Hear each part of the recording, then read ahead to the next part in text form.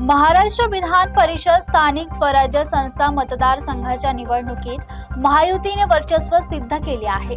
17 पैकी 16 जागांवर महायुतीचे उमेदवार विजयी झाले असून नाशिकमध्ये अपक्ष उमेदवार गोकुळ गीते यांच्या विजयाने सर्वांचे लक्ष वेधले आहे। महाराष्ट्रातील स्थानिक स्वराज्य संस्था मतदारसंघाच्या विधान परिषद निवडणुकीचा निकाल जाहीर झाला असून महायुतीने मोठे यश मिळवले आहे।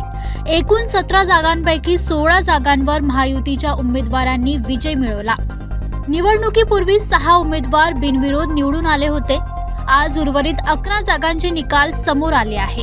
भाजपाने सर्वाधिक 11 जागा जिंकत आपले वर्चस्व कायम राखले, तर शिवसेनेला 3 आणि राष्ट्रवादी काँग्रेसला 2 जागांवर यश मिळाले।